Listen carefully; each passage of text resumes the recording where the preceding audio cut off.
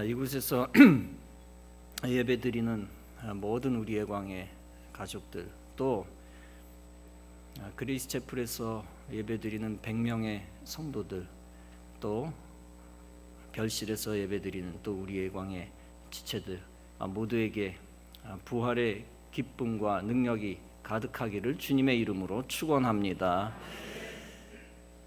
따라하시겠습니다. 기독교는 부활의 종교입니다. 크게 아멘으로 화답합니다. 할렐루야. 예수님께서는 공생의 기간 많은 동안 기적을 행하셨습니다. 그중 최고의 기적이 있었습니다. 그것은 다름 아니라 나사로를 살리신 사건입니다. 물론 다른 모든 기적도 엄청난 사건들입니다. 오병이어의 사건은 창조주 하나님의 능력 가운데서 비롯된 것이죠. 5,000명을 해결하신 5,000명의 배고픔을 해결하신 사건이었습니다. 그러나 나사로의 사건은 단순한 음식 문제 해결이 아니었습니다. 죽은 사람을 살리는 기적, 그 어떤 기적과도 비교할 수 없는 사건이었습니다. 역시 창조주 하나님만이 하실 수 있는 사건이었습니다. 한 사람이 살아났다는 것이 왜 가장 중요한 기적이었을까요? 그 이유는 이 땅에 있는 어떤 사람도 죽은 사람을 살릴 수 있는 사람이 없기 때문입니다. 아무리 최고의 의사라 할지라도 죽은 사람을 살릴 수는 없습니다. 죽어가는 사람을 소생시키는 경우는 허다합니다. 전염병에 걸려 죽을 수밖에 없는 사람을 의사가 살리기도 합니다. 그러나 일단 죽은 사람을 살리는 것은 사람의 영역이 아닙니다. 오직 인간을 창조하신 삼위일체 하나님의 영역입니다. 나사로는 마르다와 마리아의 오빠입니다. 나사로는 죽은 지 4일이 되었습니다. 예수님은 이런 나사로를 살리기를 원하셨습니다. 마르다가 예수님께 말합니다. 주님, 그가 죽은 지 4일이나 되었습니다. 그러므로 벌써 냄새가 납니다. 그러자 예수님은 그녀에게 말씀하셨습니다. 네가 믿으면 네가 하나님의 영광을 볼 것이라고 내가 네게 말하지 아니했더냐. 곧 예수님은 무덤 문 앞에 서서 말씀하십니다. 나사로야 나오라. 그때 죽은 나사로가 손과 발을 배로 동여 매인 채로 나왔습니다. 그의 얼굴은 천으로 감싸인 채로 나왔습니다. 예수께서 사람들에게 말씀하셨습니다. 풀어놓아 다니게 하라. 이렇게 예수님의 말 한마디에 나사로의 온몸이 새롭게 되어 살아나왔습니다. 이것은 예수님의 부활 사건을 미리 보여주신 것입니다. 예수님 자신이 장차 무덤에 들어간 지 3일 만에 살아나실 것을 예표하신 것입니다. 주님께서 죽은 나사로를 살리신 이유가 무엇입니까? 그것은 단순히 죽은 자가 억울하니까 그 한을 풀어주시기 위함이 아니었습니다. 죽은 자의 수명을 좀 길게 해서 그와 교제를 몇 년 더 하시기 위함이 아니었습니다. 이 땅에서의 기적 자체가 목적이 아닙니다. 다름 아니라 기독교의 복음, 부활 생명을 보여주시기 위함이었습니다. 죽은 인생을 천국으로 인도하실 수 있음을 보여주시기 위함이었습니다. 오직 예수님을 통해서만 죽음을 뛰어넘을 수 있음을 보여주시기 위함이었습니다. 예수님은 나사로를 살리기 전에 이미 마르다에게 말씀하셨습니다. 본문에서 예수님은 말씀합니다. 나는 부활이요 생명이니 나를 믿는 자는 죽어도 살겠고 무릇 살아서 나를 믿는 자는 영원히 죽지 아니하리니 네가 이것을 믿느냐?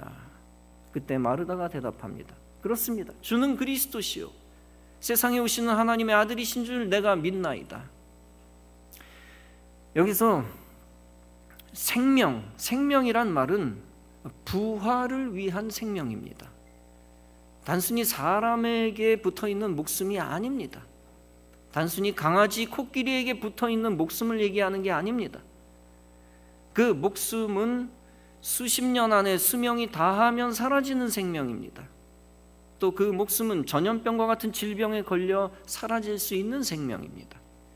예수님이 말씀하신 생명은 부활을 위한 전제 조건입니다. 필수 조건. 이 생명은 예수 그리스도께서 공급해 주시는 생명입니다. 십자가의 죽음과 부활을 통해 만드신 생명입니다.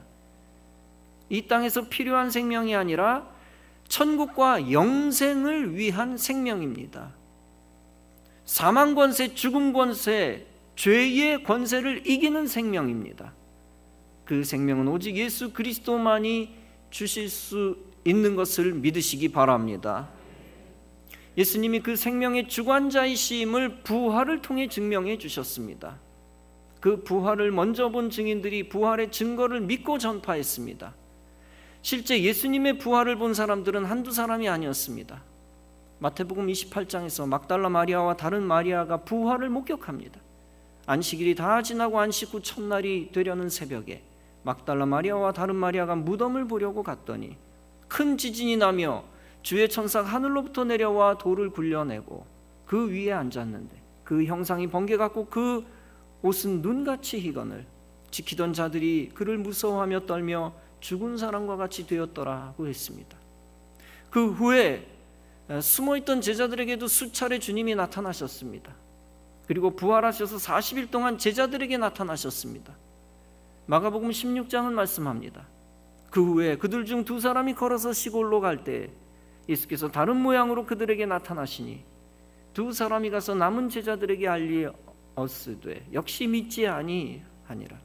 그 후에 11제자가 음식을 먹을 때 예수께서 그들에게 나타나사 그들의 믿음 없는 것과 마음이 완악한 것을 꾸짖으시니 이는 자기가 살아난 것을 본 자들의 말을 믿지 아니함일러라. 요한복음 20장도 말씀합니다.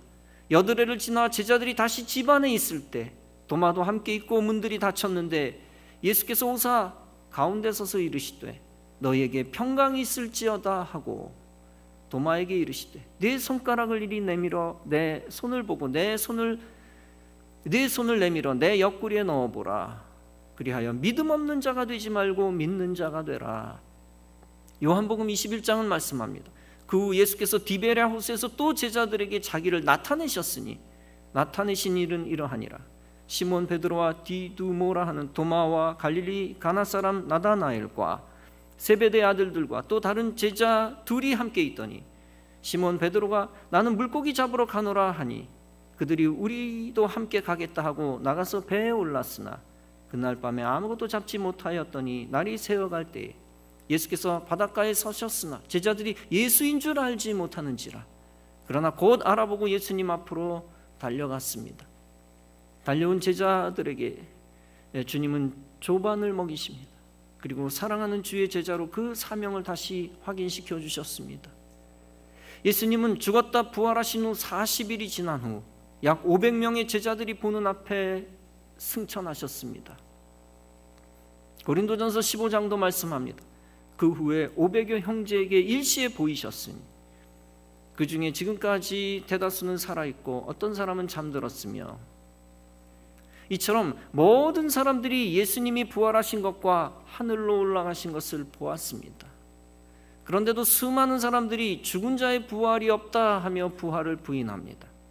죽은 자의 부활이 없다면 그리스도도 부활하지 못했을 것입니다. 그러나 주님은 성경의 예언대로 부활하셨습니다. 모세의 율법은 본보기와 샘플과 예표로서 메시아의 부활을 증언합니다. 모세 율법에서부터 예표하고 있다. 또 선지자의 글이 예표하고 있습니다. 선지자의 글은 선언하며 메시아의 부활을 예언합니다. 또 시편도 예표하고 있습니다. 시편은 기도 중 환상을 통해 본 것을 고백하며 메시아 부활을 암시합니다. 그리고 결정적으로 이사야는 고난뿐 아니라 메시아의 부활과 승천을 예언합니다. 이사야 25장은 말씀합니다. 사망을 영원히 멸하실 것이라. 이사야 52장은 말씀합니다. 보라 내 종이 형통하리니 받들어 높이 들려서 지극히 존귀하게 되리라. 또 이사야 53장은 말씀합니다.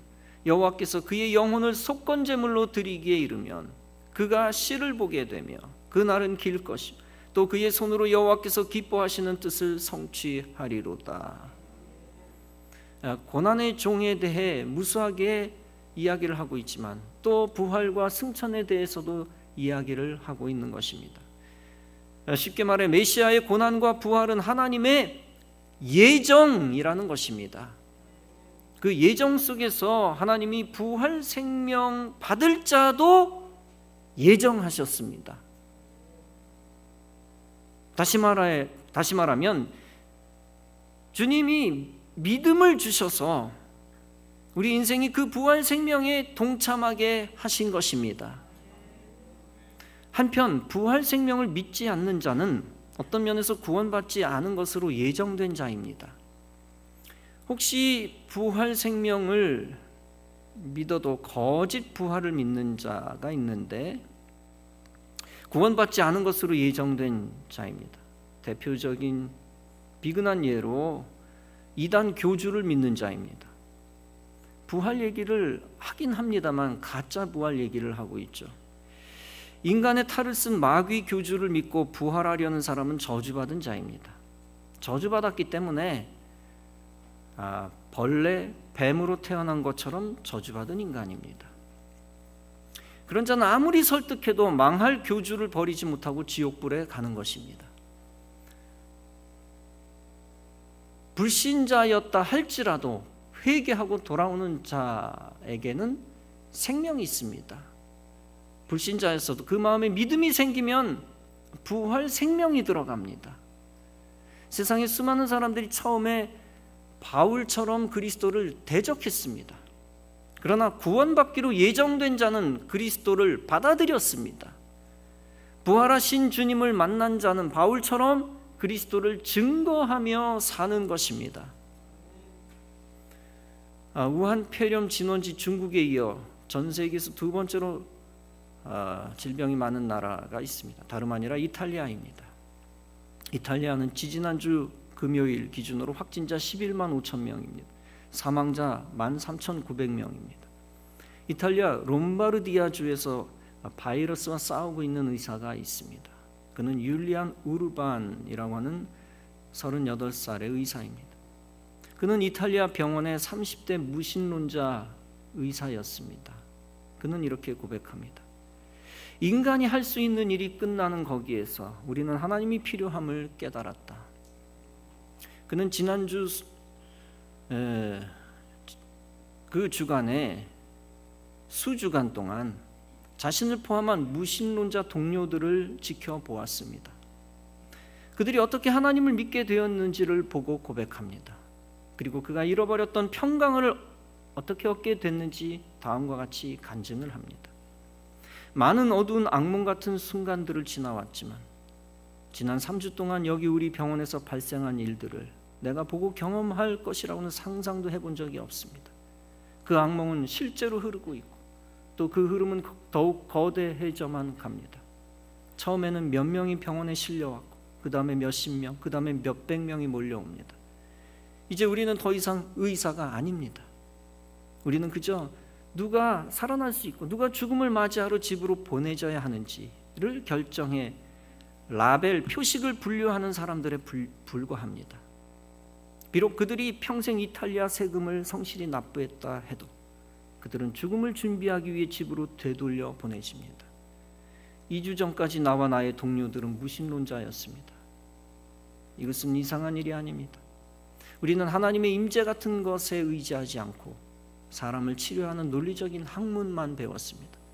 나는 언제나 나의 부모님이 교회에 가는 것을 비웃었습니다. 9일 전 75세 한 목사님이 바이러스 확진자로 우리에게 도착했습니다.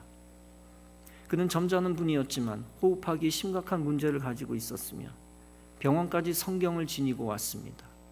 그는 주위에 죽어가는 이들의 손을 잡아줄 뿐 아니라 그들에게 성경을 읽어주곤 했습니다. 그리고 그것은 우리에게 깊은 인상을 주었습니다. 우리가 처음 그의 전하는 말을 들을 약간의 시간을 가졌을 때도 우리는 모두 그저 피곤함에 눌리고 낙담한 의사들이었고 정신적으로나 육체적으로 끝난 상태였습니다. 지금 우리는 고백할 수 있습니다.